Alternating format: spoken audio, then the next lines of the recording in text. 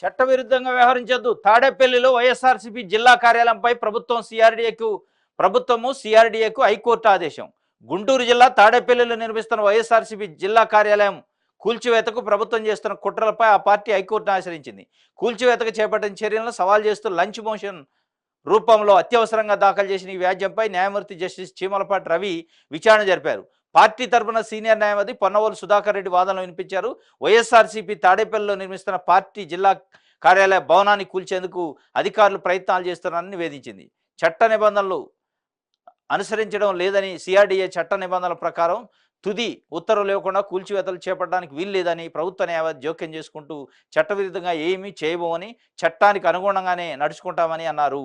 ఇది చట్టవిరుద్ధంగా చేయము. వైఎస్ఆర్సీపీకి సంబంధించిన పార్టీ కార్యాలయం తాడేపల్లిలో ఉంటే దాన్ని కూల్చడానికి సిఆర్డీఏ నోటీసులు ఇస్తే ఆ నోటీస్ పైన వైఎస్ఆర్సీపీ హైకోర్టుకి వెళ్ళింది. హైకోర్టు చట్టవిరుద్ధంగా వ్యవహరించొద్దు, చట్ట ప్రకారం చట్టంలో ఉన్న ప్రొసీజర్ ప్రకారం ఫాలో కండి అంటే ప్రభుత్వం తరపున న్యాయవాది కూడా చట్టానికి వ్యతిరేకంగా మేము ఎక్కడ పోము, నిబంధనల ప్రకారం వ్యవహరిస్తామని చెప్పారు. కానీ నైటు వైఎస్ఆర్సీపీకి సంబంధించిన పార్టీ కార్యాలయం బుల్డేజర్లు ప్రొక్లైన్లు పెట్టి మొత్తం పోలీసు బందోబస్తుని కూల్చినట్టు వార్తలు వస్తున్నాయి.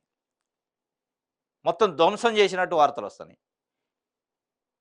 ఇదే ధ్వంసాన్ని ఇదే అధికారంలో వైఎస్ఆర్సీపీ ఉండి తెలుగుదేశం పార్టీయో లేదా కూటమికి సంబంధించిన నాయకులకు సంబంధించిన పార్టీ కార్యాలయాలను కూల్చితే ఇది ప్రజాస్వామ్యం పైన దాడి, విధ్వంసం చేశారు అని చెప్పి గగ్గోలు పెట్టే తెలుగుదేశం పార్టీ కానీ తెలుగుదేశం పార్టీ మీడియా.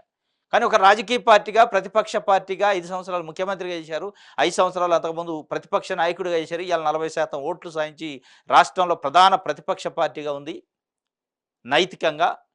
అట్లాంటి పార్టీ కార్యాలయాన్ని, ప్రజలకు సంబంధించిన పార్టీ కార్యాలయాన్ని ప్రజా ఉపయోగం కోసం పెట్టుకుంటారు. పార్టీ కార్యాలయం అంటే దాన్ని బుల్డోజర్లు ప్రొక్లైన్లు పెట్టి నైట్కి నైటు అర్ధరాత్రి పోయి కూల్చే అంత భూమి బద్దలయ్యేది ఉంది. దాంతో ప్రజలకి ఏం ఉపయోగం?